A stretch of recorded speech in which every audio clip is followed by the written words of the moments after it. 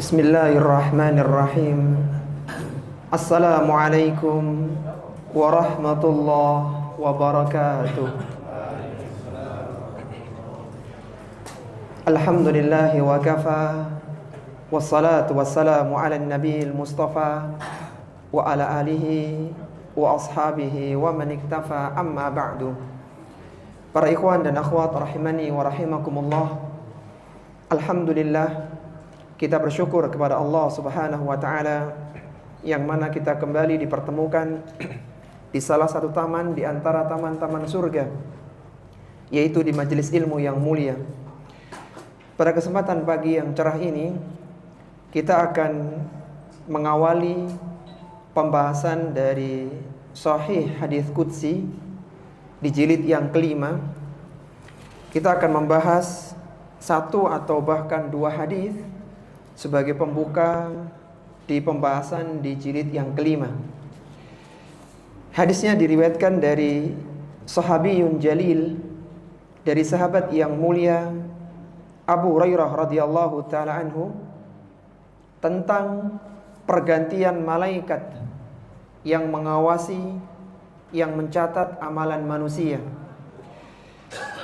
Diriwayatkan dari Abu Hurairah radhiyallahu taala anhu bahwa Rasulullah sallallahu alaihi wasallam bersabda, "Yata'aqabuna fikum malaikatun bil-laili wa malaikatun bin-nahar." Malaikat malam dan malaikat siang datang bergantian kepada kalian. Yajtami'una fi salatil fajri wa salatil asri. Mereka berkumpul di waktu salat subuh dan di waktu salat asar. Thumma ya'rujul ladzina batu fikum. Kemudian malaikat yang berada pada kalian naik ke langit. Fayas'aluhum wa huwa a'lamu bihim. Kemudian Allah Subhanahu wa taala bertanya kepada mereka dan Allah lebih tahu daripada mereka. Kaifa taraktum ibadi? Allah bertanya, bagaimana kalian meninggalkan hambaku? Fayaqulun, mereka para malaikat itu mengatakan, taraknahum wa hum yusallun. Kami meninggalkan mereka dan mereka sedang salat subuh atau salat asar. Wa atainahum wa hum yusallun, dan kami kembali mendatangi mereka sedangkan mereka juga sedang salat pula. Hadis ini adalah hadis yang muttafaqun alaih, yang disepakati kesahihannya oleh Al-Imam Al-Bukhari dan Al-Imam Muslim. Al-Imam Al-Bukhari mengeluarkan hadis ini dalam sahihnya nomor 555, dan lafaz ini milik Bukhari. Artinya kalau lafadznya Al-Imam Muslim ada perbedaan, tapi maknanya sama. Al-Imam Muslim mengeluarkan hadis ini nomor 632. Hadis ini juga diriwayatkan oleh An-Nasa'i dalam sunannya Al-Mustaba nomor 485. Hadis ini disahihkan oleh Syekh Al-Albani rahimahullahu taala dalam Sahihul Jami'-nya nomor 8019. Dari hadis yang mulia ini, para jamaah rahimani wa rahimakumullah, kita bisa mengeluarkan 5 pelajaran yang sangat berharga, yang semoga kita dimudahkan dalam mempelajarinya, dalam memahaminya dan mengamalkan dalam kehidupan kita. Pelajaran yang pertama, para malaikat bergantian mengawasi manusia. Para malaikat bergantian mengawasi manusia. Para malaikat bergantian mengawasi manusia.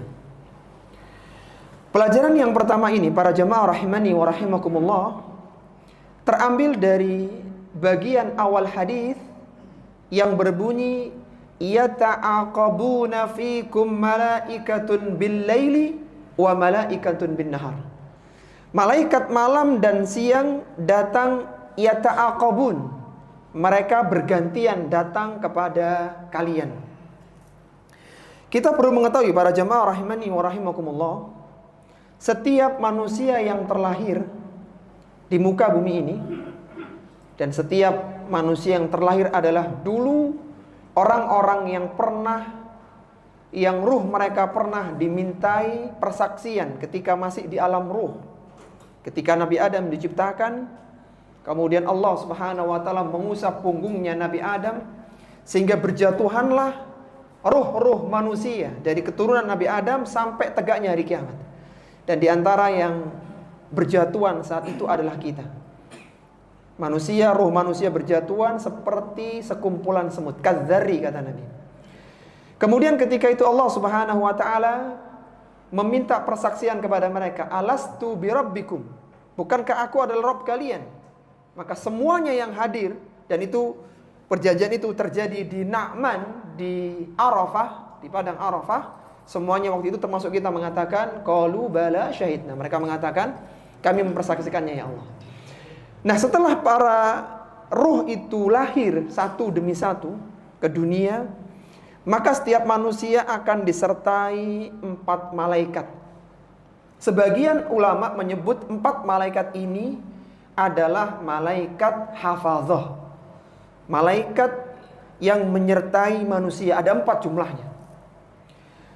2 malaikat menyertai sebagai pencatat amalan dari 4 itu, dan 2 malaikat penjaga. 2 itu, yang satu untuk malaikat siang hari dan yang satu malam hari. Demikian pula penjaga yang satu siang satu malam. Jadi malaikat itu akan bergantian. 4 malaikat ini tiap orang ya, akan bergantian siang malam. Dari 4 ini terbagi lagi tugasnya.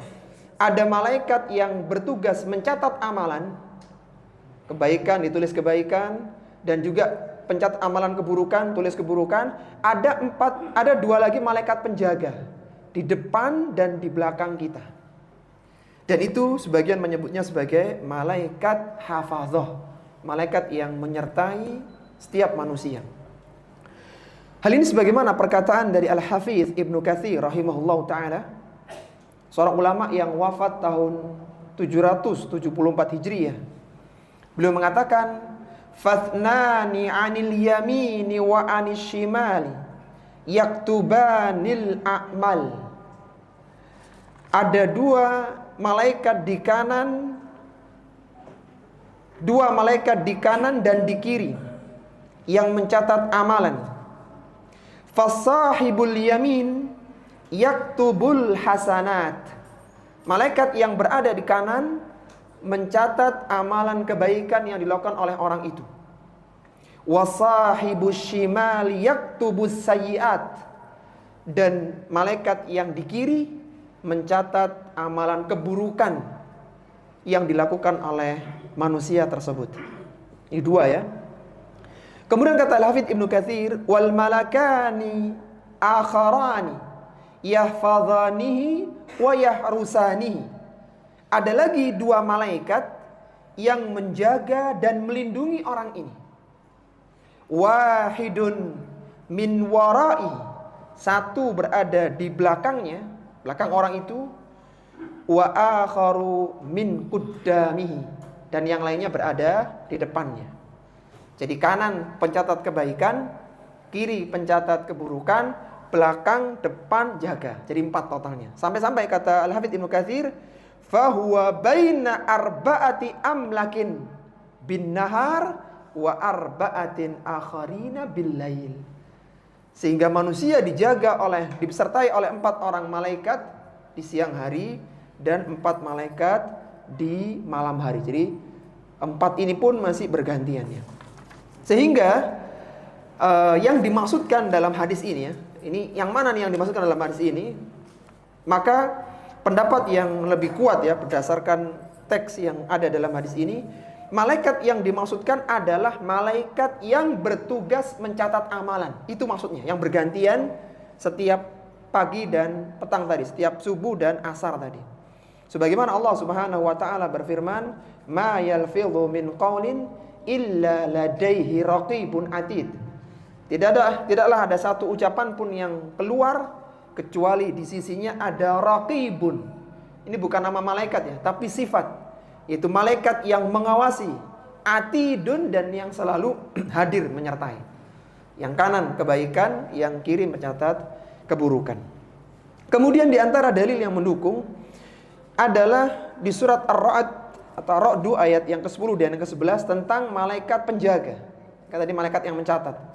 Allah Subhanahu wa taala berfirman, "Sawa'un minkum man asarral qawla wa man jahara bihi." Sama saja bagi Allah Subhanahu wa taala di antara kalian yang merahasiakan ucapannya, wa man jahara bi, atau dia menjaharkan ucapannya, wa man huwa mustakhfim bil lail, dan sama juga bagi Allah yang sembunyi di malam hari, wasaribum bin nahar, demikian pula yang menampakkan diri di siang hari. Lahu muaqibatun min baini yadayhi wa min khalfi, dan ada malaikat muaqibat. Kalau dalam hadis ini kan disebutkan yata'aqabuna, di Al-Qur'annya disebutkan lahu muaqibatun, dan bagi mereka ada muaqibat min baini yadayhi wa min khalfi, di depan mereka dan di belakang mereka, yahfadunahu min amrillah, yang menjaga dengan perintah Allah Subhanahu wa taala. Dengan adanya malaikat muaqibat, malaikat yang menjaga ini, makanya ada orang-orang yang secara logika dia kecelakaan itu luka, tapi dia selamat. Ada orang yang jatuh dari ketinggian seharusnya meninggal, tapi dia selamat. Kenapa? Karena ada muaqibat. Ada malaikat yang menjaga orang ini di depan maupun di belakangnya. Adapun ketika nanti dia benar-benar mendapatkan musibah, itulah yang ditetapkan oleh Allah Subhanahu wa taala, yang tidak bisa dia lari darinya. Tapi setiap manusia ada malaikat muaqibat, penjaga di depan dan di belakang, dan ada malaikat pencatat amalan, yaitu di kanan dan di kiri. Jadi 4 malaikat ya, karena bukan manusia mereka. 4 malaikat di siang hari dan 4 malaikat di malam hari. Itu 1 orang ya.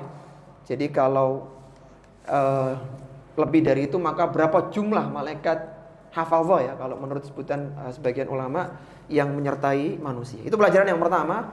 Setiap orang itu ada malaikat yang menyertainya. Jumlahnya berapa tadi? 4 siang 4 malam, jadi 8 Pak. 4 siang 4 malam, jadi 8. Karena kan bergantian. Yang kanan kiri bergantian siang malam, depan belakang gantian. Ya jadinya 8 gitu ya. Siap. Baik, kemudian pelajaran yang kedua, keutamaan sholat subuh dan sholat asar. Keutamaan sholat subuh dan sholat asar.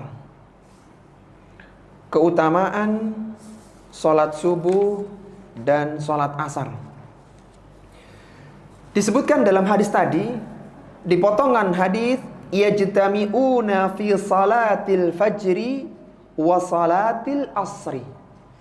Malaikat tadi yang menjaga manusia dan yang mencatat amalan, mereka berkumpul di waktu salat subuh tadi pagi dan di waktu sore asar, di waktu asar nanti sore.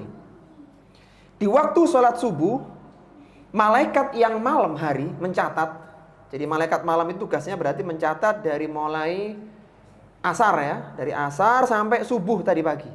Nah, setelah selesai tugasnya mencatat, malaikat ini naik ke langit yang malam, melaporkan ke Allah Subhanahu wa taala apa yang dilakukan oleh hamba ini semalam. Kemudian malaikat yang siang tetap dia bertugas. Datang nanti waktu asar, yang siang ini naik ke atas. Kemudian yang malam berada di bumi. Jadi setelah naik kan dia turun lagi, dia tetap berada di bumi, standby mencatat amalan manusia. Ini sebagaimana disebutkan dalam riwayat yang lain dari hadis ini. Nabi SAW bersabda, yajtami'u malaikatul laili wa malaikatun nahar fi salatil fajri wa salatil asri. Berkumpul malaikat malam dan siang ketika waktu subuh dan waktu salat asar. Fayajtami'una fi salatil fajri. Mereka berkumpul di waktu salat subuh. Tadi ketika antum salat subuh, malaikat bertemu di situ. Kemudian kata Nabi, perhatikan, fatas'adu malaikatul laili wa tathbutu malaikatun nahari. Malaikat yang malam, yang sudah nyatet amalan orang ini di malam hari, fatas'adu, dia naik ke langit. Dan malaikat yang siang, tathbut, dia tetap di bumi. Karena setelah naik kan dicatat, jangan sampai ada yang meleset. Jadi jangan sampai ini naik, ini belum datang, kan telat nanti. Oh, habis sholat subuh dia zikir pagi, kajian, kan gak ada yang nulis nantinya. Jadi harus ada yang standby. Begitu naik langsung catat, malaikat siang sudah siap untuk menggantikan. Wa yajtami'una fi salatil asri, dan berkumpul nanti di waktu asar. Fatas'adu malaikatun nahar wa tathbutu malaikatul lail. Malaikat siang yang nyatet ini, hari ini hadir di kajian, tadi zikir pagi, tulis, nanti asar naik malaikat itu melaporkan amalan manusia kepada Allah Subhanahu wa taala, dan malaikat yang malam diam di situ. Nanti ketika naik langsung digantikan oleh malaikat yang berikutnya. Ini menunjukkan para jamaah rahimani wa rahimakumullah, keutamaan salat subuh dan salat asar. Kita tahu ya, salat fardu itu kan ada 5 ya. Tapi yang dipilih untuk tempat pertemuan malaikat pencatat amalan, bahkan yang dipilih untuk melaporkan amalan waktu subuh dan waktu asar. Bukan di waktu zuhur, bukan di waktu isya, dipilih 2 waktu itu. Ini menunjukkan tentang pentingnya menjaga salat subuh dan salat asar. Sampai-sampai Allah Subhanahu wa taala menekankan dalam Al-Qur'an, hafizu 'alas salawati was salatil wusta wa qumu lillahi qanitin. Jagalah salat kalian yang 5 waktu, was salatil wusta. Kata ulama tafsir, yang dimaksud dengan salat wusta itu 2. Ya, ada tafsiran yang lain juga. Di antaranya adalah salat fajar, dan sebagian mengatakan salat asar. Salat subuh dan salat asar. Jadi kita harus menjaga salat 5 waktu, terutama salat subuh jangan sampai kesiangan, dan juga salat asar jangan sampai kemalaman ya. Jangan sampai mataharinya terbenam. Sampai Allah sebutkan dalam Al-Qur'an tentang pentingnya menjaga salat subuh sebelum terbit matahari, dan menjaga salat asar sebelum terbenam matahari. Kata Nabi SAW, man sallal bardaini dakhalal jannah. Barang siapa yang menjaga 2 salat di waktu dingin. Kan subuh kan masih dingin, nanti asar juga dingin dibandingkan zuhur. Relatif lebih dingin lah dibandingkan zuhur yang puncak panas ya. Maka 2 orang yang menjaga 2 salat ini dakhalal jannah, kata Nabi, dia akan masuk ke dalam surga. Sampai-sampai pentingnya waktu subuh dan asar ya. Selain itu menjadi tempat pertemuan malaikat siang dan malam, pergantian malaikat, maka nanti waktu subuh dan asar adalah waktu seorang hamba melihat wajah Allah Subhanahu wa taala di surga. Jadi mereka akan dimasukkan dalam surga dan nanti melihat wajah Allah di waktu subuh dan waktu asar. Sebagaimana disebutkan oleh Jarir bin Abdullah Al-Bajali, beliau mengatakan, kunna julusan inda Nabi sallallahu alaihi wasallam. Kami pernah duduk bersama dengan Nabi sallallahu alaihi wasallam. Fa nadhara ilal qamari lailatal badri. Dan ketika itu rembulan sedang purnama. Jadi tanggal 15-an Hijriyah sedang purnama dengan indahnya. Faqala, maka Nabi sallallahu alaihi wasallam bersabda, innakum satu'raduna ala rabbikum kama tarawna hadzal qamar. Kalian akan melihat kepada Rabb kalian sebagaimana kalian melihat bulan purnama ini. Kata para ulama, yang dimaksud dengan kama tarawna hadzal qamar, persamaan dalam hadis ini maksudnya sama dalam sisi thariqahnya, caranya. Itu Allah Subhanahu wa taala di atas, sedangkan penduduk surga ada di bawah. Jadi bukan berarti menyamakan Allah seperti bulan purnama, bukan itu. Tapi cara melihatnya sama. Dan Nabi menyebutkan la tudammuna fi ru'yati. Kalian tidak berdesak-desakan ketika melihat Allah Subhanahu wa ta'ala. Artinya kita ketika melihat bulan purnama kan nggak ada yang berdasarkan, karena tinggi di atas dan dengan mudah kita melihat cahaya yang sangat terang. Maka setelah Nabi menyebutkan tentang nanti pada hari kiamat ada waktu penghuni surga melihat Allah, beliau menyebutkan begini, fa in istata'tum alla tughlabu ala salatin qabla tulu'i syamsi wa salatin qabla ghurubiha faf'alu. Kalau kalian mampu melakukan salat subuh sebelum terbit matahari dan melakukan salat asar sebelum terbenamnya, faf'alu, lakukanlah. Kemudian beliau menyebutkan firman Allah, fasabbih bihamdi rabbika qabla tulu'i syamsi wa qabla al-ghurub. Bertasbihlah dengan memuji Rabbmu sebelum terbitnya matahari dengan melakukan salat subuh dan sebelum terbenamnya matahari dengan melakukan salat asar. Kata Syekh Abdurrahman bin Nasir As-Sa'di rahimahullahu taala ketika menafsirkan ayat yang mulia ini, surat Qaf ayat yang ke-39, beliau menyebutkan bahwa manusia ketika melihat Allah Subhanahu wa taala di surga terbagi dalam tingkatan-tingkatannya. Di antara mereka ada yang melihat Allah itu sepekan sekali, setiap hari Jumat. Dan ada di antara mereka yang melihat Allah sehari 2 kali. Jadi setiap pagi waktu subuh dan di waktu asar sore hari. Jadi ada orang yang melihat sepekan sekali, ada penghuni surga yang sepekan 14 kali berarti. Ya kan 14 kali 2. Pagi ngelihat, sore ngelihat. Padahal melihat wajah Allah Subhanahu wa taala kenikmatan terbesar yang bisa mengalahkan nikmat makanan surga, nikmat istana di surga, bahkan kenikmatan berada di ranjang bersama bidadari surga tidak ada apa-apanya dibandingkan dengan kenikmatan melihat, memandang wajah Allah Subhanahu wa taala. Dan itu kejadiannya di pagi dan petang hari dan sore hari. Taib, itu pelajaran yang kedua, keutamaan sholat subuh dan sholat asar. Semoga kita dimudahkan dalam menjaga 2 sholat itu dengan berjamaah, karena itu adalah waktu yang utama. Kemudian pelajaran yang ketiga, para jamaah rahimani wa rahimakumullah, amalan manusia diangkat ke langit. Amalan manusia diangkat ke langit. Amalan manusia diangkat ke langit. Pelajaran yang ketiga ini terambil dari potongan hadis, "Tsumma ya'rujul ladzi batu fikum." Kemudian malaikat yang berada di tengah-tengah kalian naik ke langit. Ini menjadi dalil bahwa amalan itu diangkat, dilaporkan ke langit. Apabila telah selesai tugas malaikat siang, maka malaikat siang akan lapor ke langit. Demikian pula apabila telah selesai tugas malaikat malam di waktu pagi tadi, subuh, maka malaikat malam pun lapor ke langit. Dan pelaporan amalan itu ada 3 tahapannya. Jadi selain Allah mendatangkan 4 malaikat siang, 4 malaikat malam, 8, tiap amalan pun dilaporkan. Pelaporan amalan manusia pun ada tahapannya.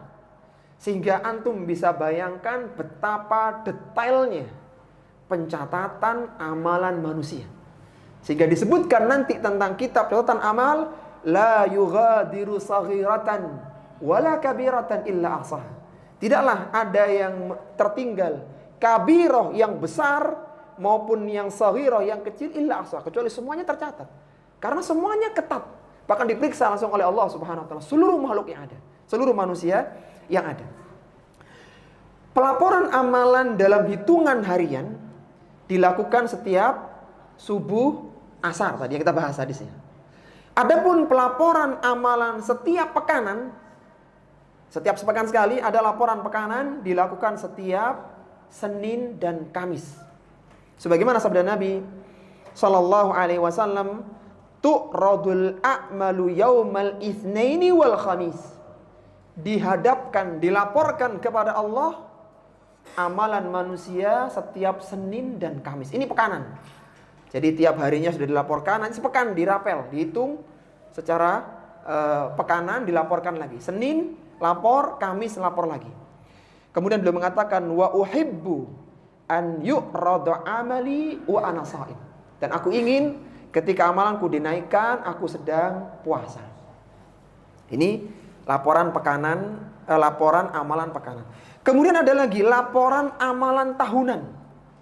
Dan itu terjadi di bulan Sya'ban. 1 bulan sebelum Ramadan. Kata Nabi sallallahu alaihi wasallam, "Dzaka syahrun yaghfulun nasu anhu baina Rajabin wa Ramadan." Bulan Sya'ban adalah bulan yang banyak manusia lalai. Dan bulan itu terletak antara bulan Rajab dan bulan Ramadan. Wa huwa syahrun turfa'u fihil a'malu ila rabbil alamin. Bulan itu adalah bulan diangkatnya amalan hamba dalam hitungan setahun kepada Rabb semesta alam. Wa uhibbu an yurfa'a amali wa ana sha'im. Dan aku ingin amalanku diangkat, dilaporkan sedangkan aku dalam kondisi berpuasa. Taib. Amalan manusia diangkat kepada Allah hariannya kapan tadi? Subuh dan asar. Kalau pekanan, Senin dan Kamis. Kalau tahunan, bulan Sya'ban. Jadi tidak hanya dicatat, tapi step-stepnya itu diperiksa oleh Allah Subhanahu wa taala. Demikian detailnya bagaimana Allah Subhanahu wa taala mencatat amalan manusia. Dan malaikat itu enggak cuma satu ya. Kalau satu mungkin ada yang luput, ini 4, 8 bahkan. Jadi Masya Allah, tidak ada yang keluar dari catatan malaikat ya.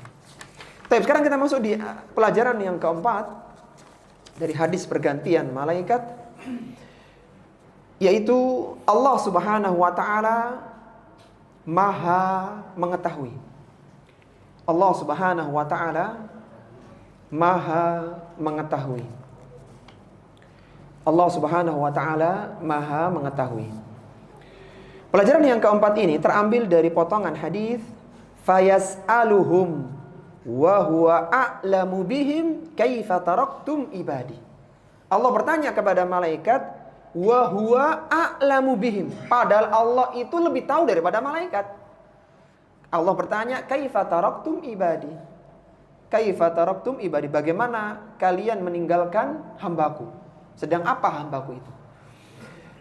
Kita tahu bahwasanya pengetahuan Allah Subhanahu wa taala meliputi seluruh makhluknya. Kita tadi membahas tafsir di surat Al-Hadid.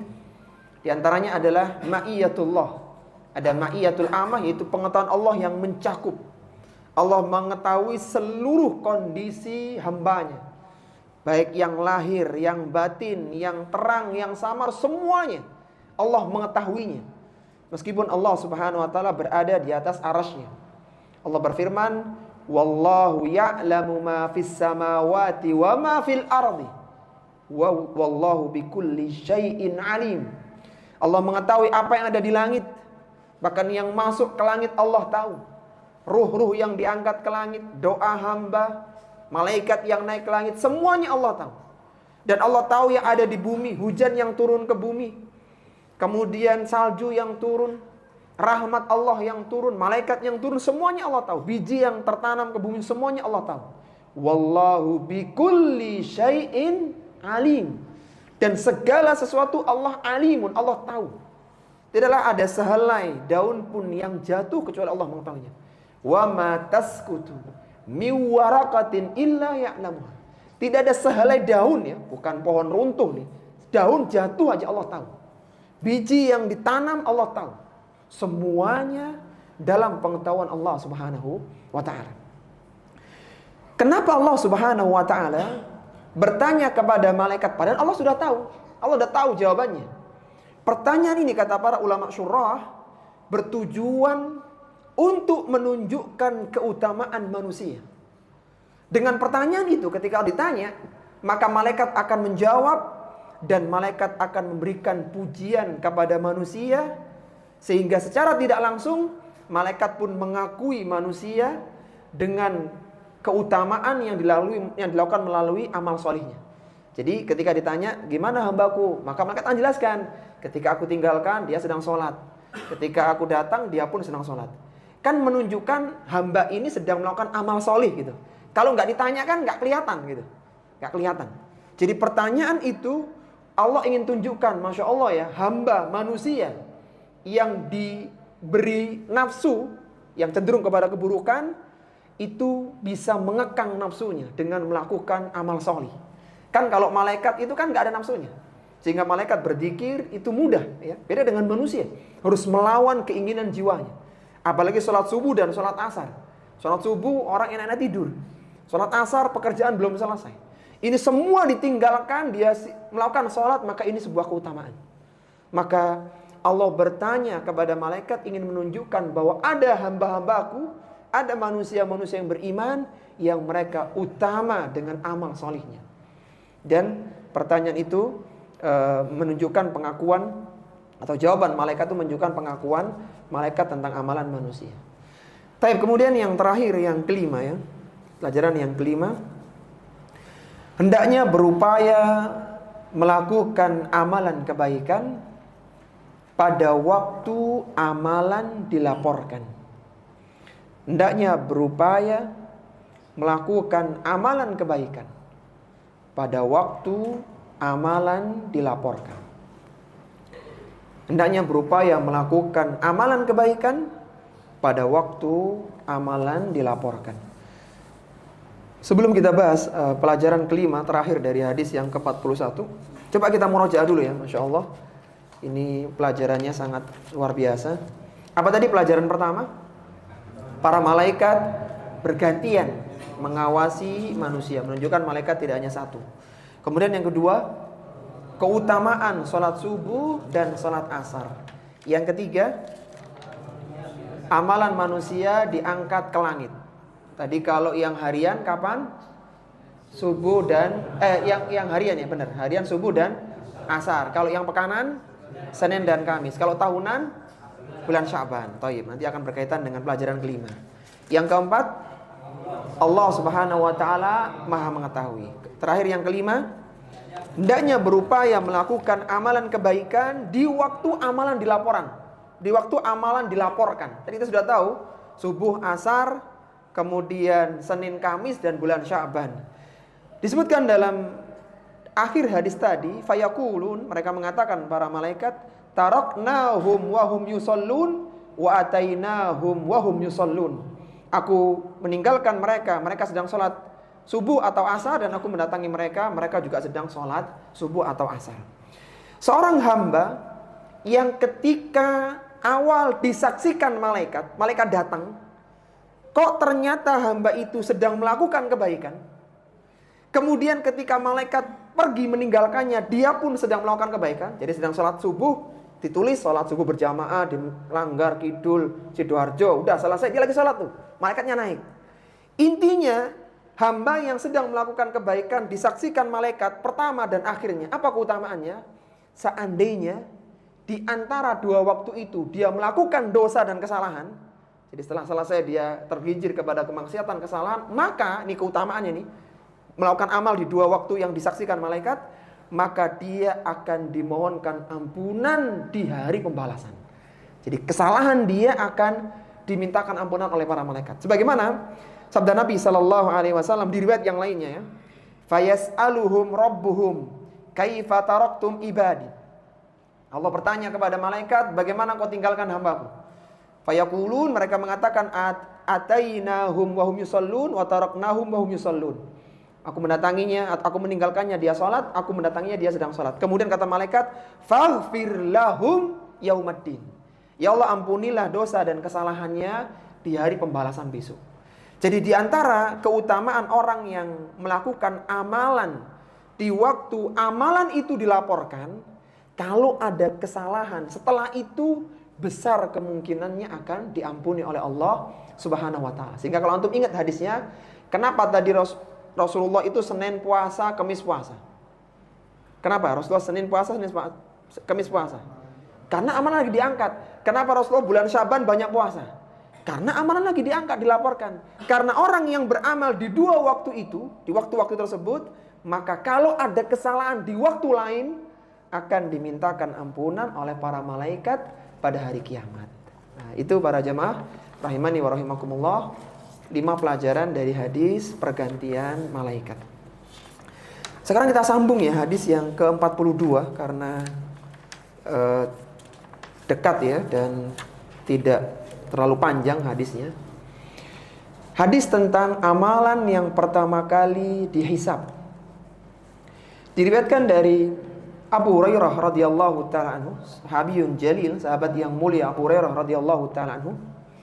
Ia berkata, "Sami'tu Rasulullah sallallahu alaihi wasallam yaqul."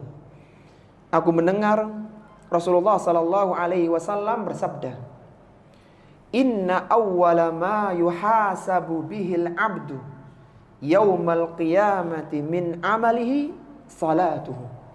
Sesungguhnya amalan yang pertama kali akan dihisab dari seorang hamba pada hari kiamat adalah salatnya.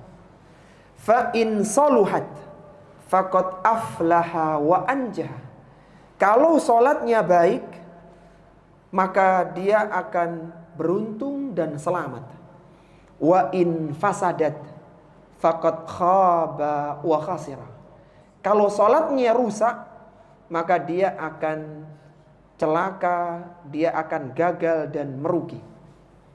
Fa in intaqasa min faridatihi syai'un. Kalau ternyata ada kekurangan dari salat fardunya, qala rabbu azza wa jalla, maka Allah azza wa jalla berfirman, ini hadis kutsinya di sini. Unzuru hal li 'abdi min tatawwu'in.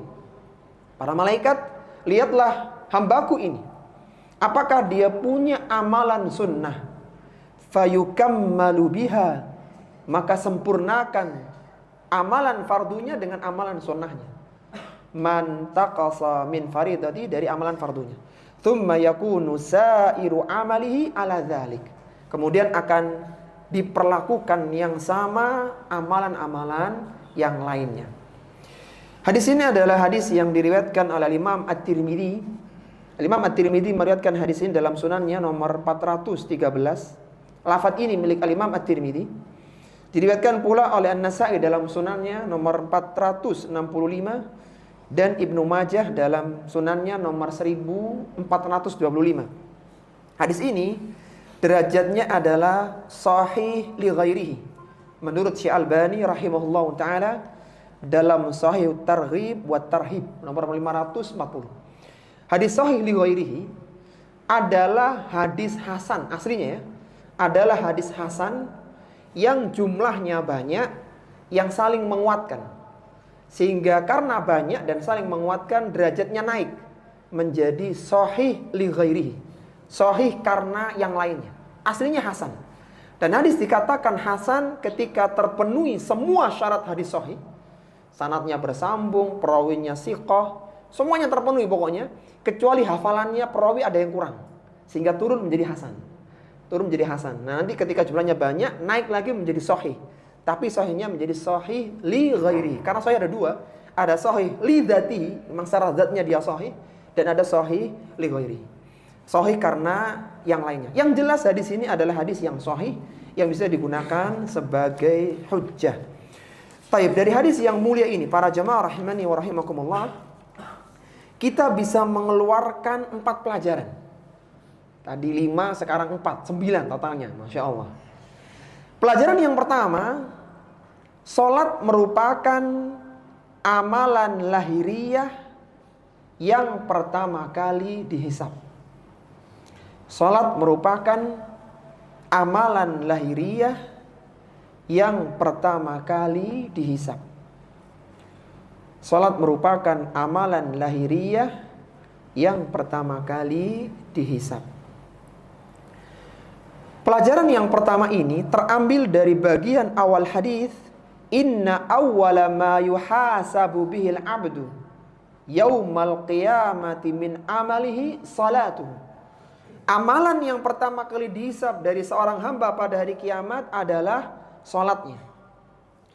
Jika kita tahu ya, syahadat itu kan ada 5 ya. Syahadat ada 5. Rukun Islam ada 5 ya, afan. Rukun Islam ada 5. Syahadat, salat, zakat, puasa, haji, gitu ya. Jika keimanan seorang murni karena Allah, bahkan dia telah melafadzkan syahadat, jadi sudah beres ya, syahadatnya aman begitu, maka yang akan dihisab berikutnya, ya kan itu kan otomatis ya, ketika dia sudah mukmin berarti kan syahadatnya aman begitu. Apalagi dia selamat dari fitnah kubur. Pertanyaan marabbuka wa madinuka, tentang nabi ya. Intinya tentang syahadat sudah aman. Maka hisab yang pertama kali adalah rukun Islam yang kedua, yaitu sholat. Syahadat ini adalah amalan batiniah. Artinya kan selain diucapkan ya, keimanan itu kan batin begitu ya. Batin, lebih kepada keyakinan gitu, ke akidah. Sedangkan amalan lahiriah yang praktek adalah sholat yang pertama, selain zakat, puasa dan juga haji. Sehingga amalan yang pertama kali dihisab kalau orang itu imannya sudah bagus adalah sholat. Karena sholat adalah tiang agama. Sholat adalah amalan yang berulang kali dilakukan, sehari 5 kali. Bahkan sholat senantiasa dilakukan selama orang masih hidup. Baik itu dia mukim, safar, sakit, sehat, laki perempuan, pokoknya hidup sholat. Karena demikianlah urgensi sholat, maka sholat pun menjadi pertanyaan pertama sebelum amalan-amalan yang lain, amalan fardu yang lainnya. Itu amalan zahir, amalan lahir ya, amalan lahir ya. Rukun Islam yang pertama setelah syahadat ya, maka sholat. Adapun amalan hamba yang berkaitan dengan kesyukuran, tadi kan amalan ibadah ya. Sekarang amalan hamba terhadap kesyukuran. Kan hamba ini bisa hidup dengan nikmat Allah Subhanahu wa taala. Maka kesyukuran hamba akan ditanya pertama kali oleh Allah Subhanahu wa taala. Dalam sisi syukur enggak sih hamba ini? Kalau tadi kan ibadah enggak tuh hamba? Itu sholatnya. Adapun kesyukuran yang ditanya adalah tentang apakah dia bersyukur atau tidak. Kata Nabi SAW, inna awwala ma yus'alu anhu yaumal qiyamah ya'nil abda minan na'im an yuqala lahu alam nusihha laka jismaka wa nurwika minal ma'il barid. Yang pertama kali Allah tanya pada hari kiamat dari seorang hamba tentang kenikmatan, Allah akan tanya, alam nusihha laka jismaka, bukankah aku dulu telah menyehatkan jasadmu, badanmu sehat? Wa nurwika minal ma'il barid, aku telah memberikan air yang sejuk untukmu. Artinya mana syukurnya? Dan di antara bentuk syukur adalah menggunakan nikmat itu untuk ibadah kepada Allah Subhanahu wa taala. Nabi pernah keluar ya, waktu itu pernah Rasulullah sallallahu alaihi wasallam, Abu Bakar dan Umar keluar di malam hari karena lapar. Kemudian ada salah seorang sahabat yang menjamu makan malam dan mereka makan hingga kenyang ya. Kemudian beliau bersabda, walladzi nafsi biyadihi, demi yang jiwaku berada di tangannya, latus alunna, sungguh benar-benar kalian akan ditanya an hadzan naim, tentang nikmat makan malam ini. Makan malam zaman dulu ya, bukan kayak kita sekarang prasmanan semua ada. Dulu sederhana sekali makannya. Kata Nabi, latus alunna an hadzan naim, sungguh benar-benar Allah akan tanya nikmat makan malam ini yaumal qiyamah, pada hari kiamat besok. Akhrajakum mim buyutikumul ju', tidak ada yang menjadikan kalian keluar rumah kecuali lapar yang melilit perut kalian. Tsumma lam tarji'u hatta asabakum hadzan naim, dan kalian tidak pulang kecuali kalian sudah kenyang. Bayangkan jamaah, makan malam zaman dulu itu akan dihisab oleh Allah. Apalagi makan siang yang berlimpah, ya, makanan yang banyak, prasmanan, subhanallah. Tentunya akan ditanya oleh Allah Subhanahu wa taala. Kata Allah Subhanahu wa taala di akhir surat At-Takatsur, "Tsumma latus'alunna yauma idzin 'anin na'im." Sungguh benar-benar kemudian kalian akan ditanya tentang kesyukuran kalian pada hari kiamat, tentang kenikmatan itu. Kata Al-Hafidz Ibnu Katsir ketika menafsirkan ayat yang mulia ini, "Tsumma latus'alunna yauma idzin an syukri." Kalian akan ditanya tentang kesyukuran kalian. Ma'an amallahu bihi 'alaikum, yang telah Allah berikan kepada kalian. Minas sihhati, dari kesehatan. Allah memberikan kesehatan di tengah banyak orang yang sakit. Itu nikmat. Wal amni, rasa aman di tengah ada yang dalam ketakutan. War rizki, rizki. Wa ghairi dzalik, dan yang lainnya. Ma idza qabaltum bihi ni'matun min syukrihi wa ibadati. Apakah nikmat itu telah disyukuri dan telah digunakan untuk beribadah kepada Allah Subhanahu wa taala. Jadi semoga ya duduknya kita di majelis ini di antara bentuk syukur kita kepada Allah. Kita diberikan kesehatan, kita menggunakan kesehatan untuk beribadah kepada Allah dengan belajar ilmu agama.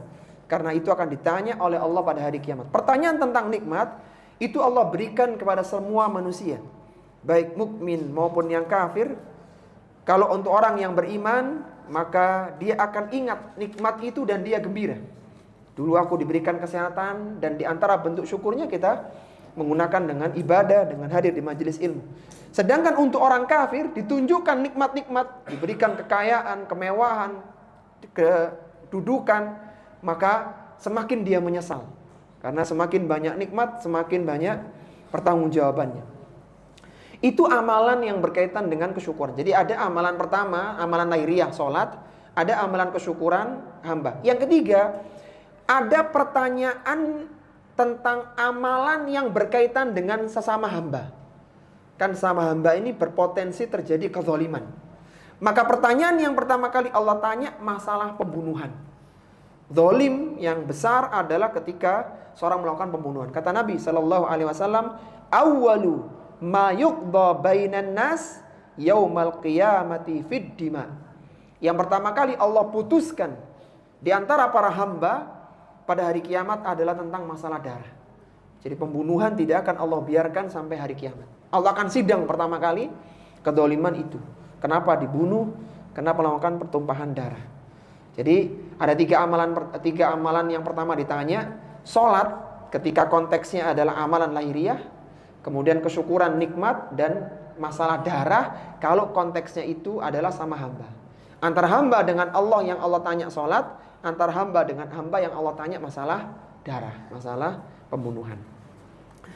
Tapi kemudian pelajaran yang kedua, anjuran untuk menjaga sholat fardu. Anjuran untuk menjaga sholat fardu. Anjuran untuk menjaga sholat fardu. Disebutkan dalam hadis tadi, fa in saluhat faqad aflaha wa anjah. Kalau sholat fardunya baik, maka dia beruntung dan selamat.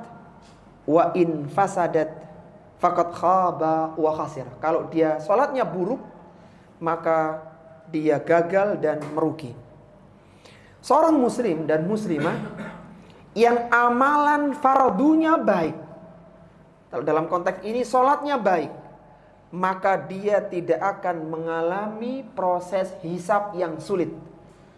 Kalau baik amalan fardunya, maka dia hisabnya itu mudah gitu ya. Sebagaimana disebutkan dalam riwayat yang lain yang diriwayatkan oleh Abu Dawud dan juga Al-Hakim, Nabi SAW bersabda, inna awwala ma yuhasabun nasu bihi yaumal qiyamati min a'malihim as-salah. Amalan yang pertama kali dihisab pada hari kiamat adalah salat. Qala yaqulu rabbuna azza wa jalla limalaikati wa huwa a'lam. Allah bertanya kepada malaikat dan Allah lebih tahu. Unzuru fi salatil abdi. Lihatlah salatnya hambaku. Atammaha am naqasaha. Lihatlah salat fardunya, sempurna atau kurang. Perhatikan lanjutan hadisnya sehingga ini menjadi pelajaran kedua kita. Fa in kanat tammatan. Kalau salat fardunya itu sempurna, bagus salat fardunya, kutibat lahu tammah, maka ditulis sempurna salatnya. Salat subuh sempurna, duhur luar biasa, asar mumtaz, maghrib istimewa. Jadi sempurna semuanya. Maka nggak perlu dilihat-lihat lagi yang amalan sunnahnya. Qobliyah, ba'diyah pasti sempurna sudah. Jadi mudah dia. Wa in kana taqasa minha syai'an. Kalau ternyata salat fardunya kurang, subuhnya kurang, kesiangan, duhurnya apalagi, asar kelewatan, banyak masalah, maka Allah baru bertanya, unduru hal li abdi min tatawwu. Coba lihat, hambaku punya amalan sunnah enggak?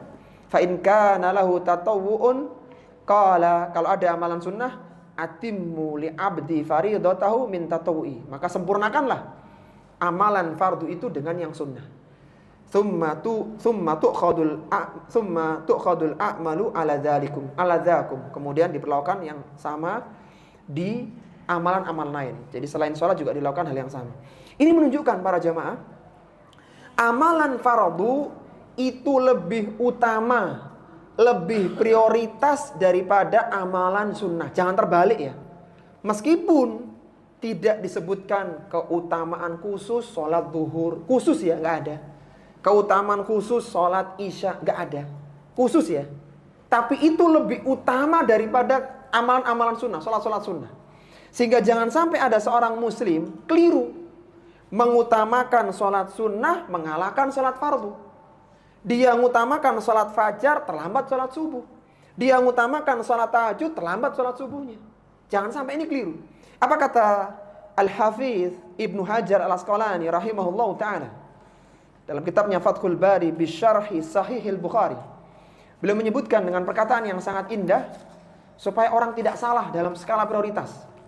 Kata beliau, man syaghalahul fardu anin nafli fahuwa ma'zur.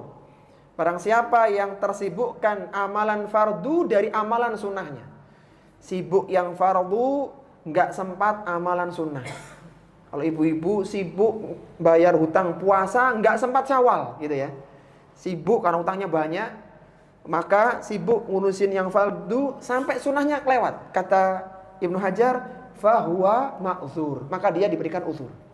Kemudian kata beliau, wa man syaghalahun naflu, barang siapa yang tersibukkan dengan yang sunnah, anil fardi, daripada yang fardu, fahuwa maghrur, maka itu orang yang tertipu. Jadi sibuk dengan yang sunnah, fardunya ketinggalan, keliru. Dari sini ya, terlepas dari khilaf di kalangan para ulama tentang boleh enggak wanita itu puasa Syawal dulu kemudian qadha. Ada ulama membolehkan, ada, kita tidak menutup kemungkinan. Tapi coba direnungkan lagi. Bukankah fardunya itu Ramadan, sedangkan Syawal sunnah? Itu satu. Kalau ada seorang muslimah dia punya utang puasa dan dia meninggal dunia, ada waktu dia membayar tapi belum dibayar, dia meninggal dunia, maka yang membayarkan walinya. Wali menanggung hutang puasa jenazah itu. Tapi kalau sunnah kan nggak sampai wali mendapatkan beban gitu. Anda paham ya? Jadi ada ibu-ibu sudah puasa Syawal, belum puasa fardu, puasa Ramadan.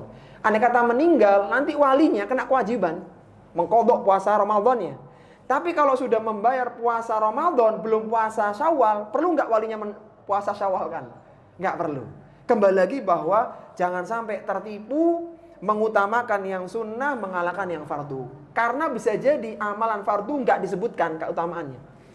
Ya adalah, tapi nggak semuanya. Tapi yang jelas kita harus tahu, seutama-utama amalan sunnah lebih utama amalan fardu. Seutama-utama puasa Syawal lebih utama Ramadan. Seutama-utama sholat sunnah fajar, qobliyahnya lebih utama sholat subuhnya. Jangan kebalik. Sholat fajar di rumah, nyampe masjidnya salam, terlambat. Keliru ini. Harusnya utama sholat subuh ya. Jadi kembali lagi, skala prioritas ya. Meskipun kita berusaha fardu dapat, sunnah dapat. Tapi kalau fardunya aman, Allah nggak tanya lagi sunnahnya. Kalau sunnahnya aman, ini yang akan melengkapi fardunya gitu. Jadi utamakan yang fardu, jangan tertipu mengutamakan yang sunnah di atas yang fardu. Tapi kemudian pelajaran yang ketiga, amalan sunnah akan menyempurnakan kekurangan amalan fardu. Amalan sunnah akan menyempurnakan kekurangan amalan fardu. Amalan sunnah akan menyempurnakan kekurangan amalan fardu. Pelajaran yang ketiga ini terambil dari potongan hadis fa inin taqasa min fariidatihi syai'un. Kalau ada kekurangan dari amalan fardunya, qala rabbu azza wa jalla unzuru hal li 'abdi min tatawwu'in. Maka Allah berfirman ke malaikat, lihat apakah hambaku punya amalan sunnah. Fayukammalu biha man taqasa minal fariidah. Maka sempurnakanlah amalan fardu itu dengan amalan sunnahnya. Ini juga mengingatkan kepada kita anjuran untuk melakukan amalan sunnah, memperbanyak amalan sunnah, terutama setelah amalan fardu ya. Yang jelas setelah amalan fardu begitu ya. Jadi kita dianjurkan memperbanyak amalan sunnah, seperti sholat sunnah, sedekah sunnah, haji sunnah. Ya, kita dianjurkan. Kenapa ya? Karena amalan itu akan menyempurnakan kekurangan dari amalan fardu. Amalan fardu itu apa aja sih? Sholat, zakat, puasa, haji bagi yang mampu. Ada enggak yang fardu lain? Yang fardu lain? Enggak ada. Ini kan empat ini rukun Islam kan? Nah, kita ini selain fokus di yang fardu, anjuran untuk melakukan amalan sunnah. Ya tetap utamanya fardu ya, itu sudah kita bahas. Sholat sunnah, qobliyah, ba'diyah. Kemudian zakat, sedekah, sunnah. Puasa sunnah, ya selain puasa Ramadan. Haji sunnah, ya selain haji fardu seumur sekali ada haji sunnah. Semua itu untuk menyempurnakan. Karena bisa jadi satu amalan itu tidak sempurna dalam sisi pelaksanaannya, dalam sisi kekhusyuannya, dalam sisi bacaannya tidak sempurna. Kita ambil contoh sholat saja. Nabi SAW pernah bersabda dalam hadisnya tentang sholat ini.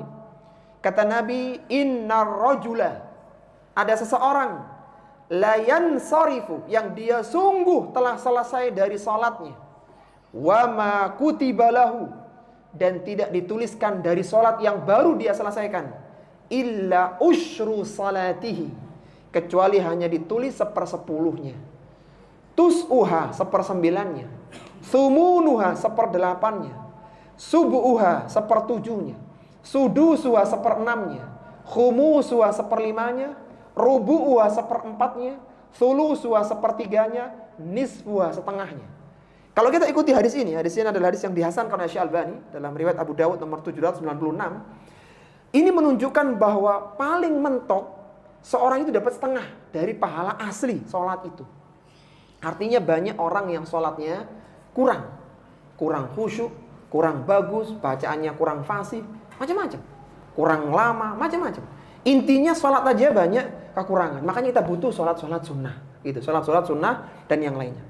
Taib. Yang menjadi pembahasan para ulama syura adalah amalan sunnah seperti apa yang bisa menyempurnakan amalan fardu. Kan kita sepakat tuh, amalan sunnah bisa menyempurnakan. Pertanyaannya, sunnah yang seperti apa? Sunnah yang akan menyempurnakan, yang pertama adalah amalan sunnah yang sah. Ya kalau amalan sunnahnya nggak sah, ya gimana mau menyempurnakan? Zakatnya nggak sempurna, sedekahnya riya, ya sedekah pengen dipuji, disanjung, tulis nomor 1 paling gede nominalnya. Oh nggak sah ini, gimana mau menyempurnakan gitu loh? Ini aja bermasalah gitu. Pastikan amalan sunnahnya sah, itu yang pertama. Karena kalau nggak sah ya nggak bisa menyempurnakan. Kemudian yang kedua ada khilaf dalam 3 pendapat ulama. Pertama, amalan yang bisa menyempurnakan amalan fardu, amalan sunnah yang bisa menyempurnakan amalan fardu jika satu kelompok dengan amalan fardu. Jadi sholat subuh penyempurnanya hanya sholat fajar, hanya karena kelompoknya itu. Sholat duhur penyempurnanya qobliyah dan ba'diyah duhur, hanya. Maksudnya kalau ba'diyah asar, qobliyah asar nggak bisa, apalagi isya kejauhan. Jadi pendapat pertama hanya yang sekelompok. Nanti isya sama, kalau isyanya nggak sempurna segera ba'diyah, karena ba'diyah maghrib nggak bisa menyempurnakan gitu. Intinya sekelompok lah, sekelompok. Kalau puasa Ramadan berarti kelompoknya mana nih? Ikut Sya'ban atau ikut Syawal? Pokoknya itulah sekelompok lah. Jadi yang jelas Arafah nggak bisa kejauhan menyempurnakan Ramadan. Itu pendapat pertama. Jadi dia harus sekelompok baru bisa menyempurnakan dengan catatan sah amalannya. Kemudian pendapat yang kedua adalah amalan yang sejenis. Sholat dengan sholat, puasa dengan puasa, zakat dengan sedekah, sejenis. Jadi kesalahan sholat subuh bisa ditutup dengan ba'diyah zuhur. Kan sejenis, sama-sama sholat. Sama-sama sholat, karena tadi qobliyahnya ketinggalan, adanya zuhur. Nah bisa lah. Pokoknya sama-sama sholat gitu ya. Bahkan sholat subuh disempurnakan dengan sholat isyraq, bisa. Pokoknya sama-sama sholat. Jadi yang sejenis, tidak harus sekelompok. Pendapat yang ketiga adalah yang penting amal solih, meskipun nggak sekelompok, meskipun nggak sejenis. Jadi misalnya sholatnya kurang, sholat subuh kesiangan, ba'diyah diqodho, qobliyahnya diqodho ya, qobliyah subuh itu isyraq kerjakannya. Duhur sudah hampir asar, udah mu'alek gitu ya. Jadi pokoknya kurang semuanya lah gitu. Tapi puasanya Masya Allah mumtaz. Sahurnya pakai kurma, bagus. Puasa sunnah ya, itu menyempurnakan sholat. Pokoknya semua amal sholih menyempurnakan. Puasa menyempurnakan sholat, sedekah menyempurnakan puasa, kayak gitu bisa. Tapi itu ada 3 pendapat ya. Jadi sekelompok, sejenis, semua amal sholih bisa. Amal sholih ya, bukan amal yang lain. Mana pendapat yang kuat? Kalau kita lihat dalil yang paling kuat pendapat kedua. Antum lihat tadi, ketika Allah menyebutkan sholat, lihat tatawu'nya. Tatawu' ya kalau kita perhatikan ya tatawu'nya sholat. Jadi kami cenderung amalan sunnah yang menyempurnakan amalan fardu jika amalan sunnah itu sah dan sejenis. Itu akhirnya. Meskipun ada khilaf ya, ada khilaf. Tapi kalau kita lihat sejenis lebih tepat. Sholat dengan sholat, puasa dengan puasa. Begitu, meskipun tidak harus sekelompok. Sehingga kita juga dianjurkan untuk sedekah sunnah, untuk nutup zakat ya. Kemudian sholat sunnah untuk nutup sholat fardu. Demikian haji sunnah untuk menyempurnakan haji yang fardu. Taib, kemudian pelajaran yang keempat, yang terakhir, amalan selain sholat juga akan dihisab. Amalan selain sholat juga akan dihisab. Amalan selain sholat juga akan dihisab. Taib, kita ulang dulu jamaah sebelum kita bahas poin yang terakhir ini. Pelajaran terakhir. Apa tadi pelajaran pertama? Sholat merupakan amalan lahiriah yang pertama kali dihisab. Yang kedua, anjuran untuk menjaga amalan fardu. Yang ketiga, amalan sunnah akan menyempurnakan kekurangan amal fardu. Syaratnya apa tadi amalan sunnahnya? Sah dan sejenis. Ya, sejenis itu yang kita kuatkan. Kemudian yang keempat, amalan selain sholat juga akan dihisab. Iya. Jadi jangan berpikir sholat beres, yang lainnya pasti beres. Oh, bentar dulu, ada terusannya di situ. Disebutkan di akhir hadis, "Tsumma yakunu sa'iru amalihi ala dzalik." Kemudian diperlakukan yang sama di amalan lain. Jadi nggak berhenti di salat loh. Ternyata amalan lain pun juga dilakukan hal yang sama. Apa maksudnya? Maksudnya zakat. Dilihat zakat fardunya. Zakat mal, zakat fitri. Kalau ternyata kurang, lihat sedekahnya. Kemudian puasa, dilihat lagi. Kalau puasanya bagus, selesai. Kalau puasanya kurang, lihat puasa sunnahnya. Demikian pula haji, intinya prosesnya sama. Jadi tidak sholat untuk semuanya, tapi masing-masing amalan fardu akan dihisab. Allah berfirman dalam Al-Quran di surat Al-Ghasyiyah, "Tsumma inna alaina hisabahum." Sesungguhnya kewajiban kami menghisab mereka. Jadi hamba itu ketika melakukan amalan dicatat malaikat. Nanti kita bahas hadis 41. Kemudian nanti dihitung, dilihat, oh ini sholatnya nggak pas, oh ini keliru, ada nggak disempurnakan, disidang sampai nanti ada keputusan surga atau neraka. Jadi semua amalan lain itu juga dihisab. Meskipun demikian, ada 70.000 dari umat Muhammad sallallahu alaihi wasallam yang masuk surga tanpa hisab sholat, tanpa hisab yang lain, dan tanpa adab. Dan semoga kita semua termasuk di dalam 70.000 itu. Sebagaimana kata Nabi, sebagai penutup ya, kata Nabi, "Uridat alayyal umamu."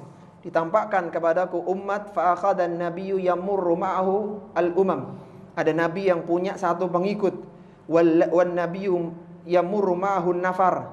Ada nabi yang punya sekelompok pengikut, wan nabiyyu yamurrul asyarah. Ada nabi yang pengikutnya cuma 10, 11-nya nabinya. Wan nabiyyu yamurru ma'ahul khamsah. Ada nabi yang cuma 5, 6 nabinya. Wa yamurru wan nabiyyu yamurru wahdah. Ada nabi sendirian. Pengikut enggak, follower enggak ada, sendirian nabi. Macam-macam. Kemudian kata Rasulullah sallallahu alaihi wasallam, "Fa nadhartu fa idza sawadun katsirun." Dan kemudian aku melihat ada sawadun, ada hitam yang besar. Qultu ya Jibril, haula'i ummati. Apakah ini umatku? Kata malaikat Jibril, la walakin dhuru ilal ufuqi. Tapi lihat di ufuk sana, tempat matahari. Fanadhartu fa idza sawadun katsirun. Dan aku melihat kelompok yang lebih besar lagi, hitam yang besar lagi. Qala haula'i ummatuka. Itu adalah umatmu. Wa haula'i. dan di antara mereka sab'una alfan quddamahum la hisaba alaihim wala adzab. Dan di antara mereka ada 70.000 yang masuk surga tanpa hisab dan tanpa adab. Tanpa ditanya sholatnya, tanpa ditanya zakat, puasanya, dan tanpa diadab di kubur maupun di neraka. Kemudian qultu walima, kata Nabi, kenapa mereka seperti itu? Apa amalannya? Qala kanu la yaktawun. Mereka tidak berobat dengan kei. Jadi kei itu besi panas yang dicoskan di kulit, biasanya untuk penyakit kulit. Jadi dicos begitu. Wala yastarqun. Mereka tidak minta ruqyah. Jadi kalau mereka sakit, mereka melakukan ruqyah fardiyah, ruqyah mandiri, tapi tidak minta di ruqyah orang lain. Wala yatatayyarun. Mereka tidak tatoyur.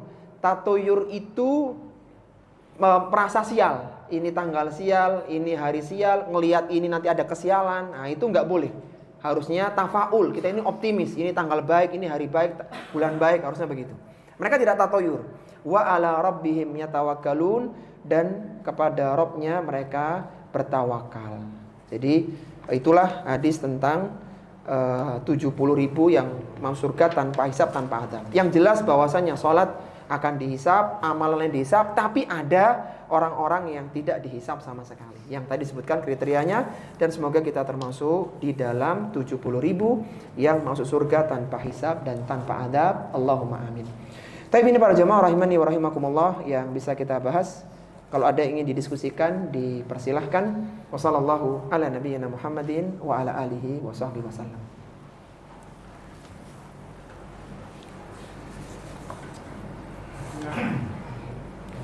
Anji, silakan. Mungkin yang belakang dulu ya. Tafadhal. Silakan, Pak. Ustaz, ada seorang pria sudah berkeluarga dan memiliki beberapa anak. Siap. Meninggal saat di Ramadan. Saat Ramadan. Ya, itu yang mengkodok itu siapa? Ahli warisnya? Oh, punya hutang puasa begitu ya. Baik, siap. Tentang hutang puasa ya, disebutkan dalam sebuah hadis, man kana lahu shaumun fasiyamu lahu waliyuhu. Oh, kama qala Nabi sallallahu alaihi wasallam. Barang siapa yang punya hutang puasa, maka yang mengkodokkannya adalah walinya, adalah ahli warisnya. Para ulama fuqaha merinci masalah ini dalam 3 pembagian. Yang pertama, seorang punya hutang puasa, kemudian dia tidak ada waktu untuk mengqadhanya. Misalnya, dia hidup sampai 15 Ramadan. Tanggal 1 sampai 15 sakit, nggak sempat puasa meskipun sehari. 16-nya meninggal. Kan orang puasa itu boleh orang sakit boleh tidak berpuasa. Sebagaimana disebutkan dalam Al-Qur'an, faman kana minkum maridon aw ala safarin fa iddatun min ayyamin ukhra. Intinya, orang sakit boleh tidak puasa, dia diberikan uzur. Dan dia tidak punya kesempatan mengqadha, maka ahli warisnya tidak perlu mengqadhakan. Kenapa ya? Karena nggak ada waktunya. Dia mendapatkan uzur, boleh nggak puasa dan nggak ada waktu untuk berpuasa. Nggak perlu diqadha gitu. Kemudian yang kedua, seorang punya hutang puasa dan dia punya waktu mengqadha, maka dia hanya membayar di waktu yang memungkinkan itu. Misalnya begini, tadi ada orang hidup sampai tanggal 15 Ramadan. Jadi kan dia punya kewajiban 15 hari puasa gitu ya. 16-nya meninggal. Bukan 16 meninggal, kalau itu nggak ada kewajiban. Misalnya dia puasa 16 sampai hidup 11 Syawal. Dia hidup 16-nya puasa sehat sampai 11 Syawal, 12-nya wafat. Berarti kan dia punya kesempatan mengqadha 10 hari. Ternyata dia nggak qadha, dia mudik, dia silaturahmi ke tetangganya, pokoknya nggak sempat qadha gitu ya. Maka meninggal 12 Syawalnya. Maka ahli warisnya hanya mengqadha 10 hari, bukan 15 hari. Karena dia punya hutang 15, tapi kesempatan qadhanya cuma 10. Maka cuma 10 hari. Itu yang kedua ya. Perincian yang ketiga, seorang yang punya hutang puasa nadar. Dia dulu nadar kalau dia sakit akan puasa Senin Kamis, puasa Sya'ban full misalnya. Intinya dia punya nadar sampai meninggal belum dibayar. Nah, ini walinya membayarkan. Karena nadar. Jadi wali membayarkan dalam dua keadaan. Kalau seorang punya utang dan punya kesempatan ngodok. Yang kedua, kalau yang meninggal punya puasa nadar, selebihnya tidak dikodok. Begitu. Itu puasa ya. Kalau sholat tidak perlu dikodok. Sholatnya jenazah tidak perlu dikodok walinya, tidak ada. Sholatnya, kalau puasanya ada. Jadi kita rincikan ya. Wallahu ta'ala alam. Baik, silakan Pak. Ini Pak dulu. Pak, silakan. Hadis 41.